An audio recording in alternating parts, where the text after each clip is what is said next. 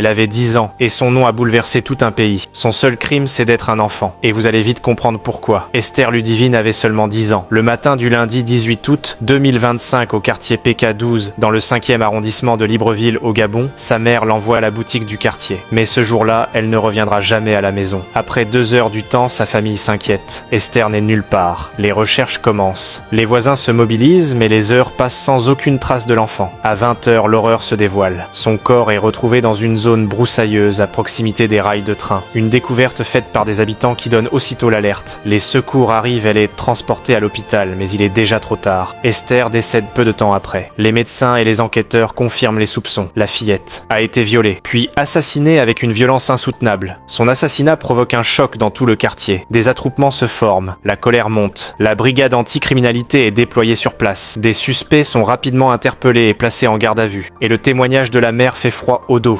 J'envoie l'enfant à 10 heures chez le boutiquier pour aller acheter le pain comme d'habitude, ce qu'elle a toujours l'habitude de faire. Elle est partie à 10 heures. Je vois 10h39, je commence à dire que l'enfant n'a jamais duré comme ça pour aller prendre le pain. C'est comme ça que je me lève, je commence à aller chez le boutiquier. Il me dit Esther n'est pas arrivée. Je pars chez le deuxième boutiquier. Il me dit également Esther n'est pas arrivée. J'ai commencé à chercher dans le quartier, à commencer à alerter les voisins que je suis en train de chercher Esther.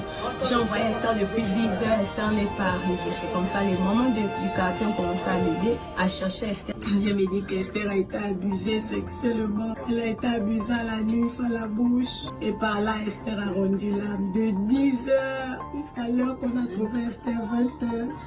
Esther a été abusée sexuellement. Sans manger, dis-moi, sans manger. Les autorités promettent que toute la lumière sera faite, que les coupables seront jugés sans complaisance. La nouvelle fait rapidement le tour du pays. Le ministère de la Femme, de la Famille et de la Protection de l'Enfance publie un communiqué dénonçant un crime d'une cruauté insoutenable. Même la première dame du Gabon, Zita Oligui Nguema, se rend personnellement au domicile de la famille endeuillée. Elle exprime sa compassion, promet le soutien de l'État. Au Gabon, le nom d'Esther Ludivine Moussavou Eyang Mba devient un symbole.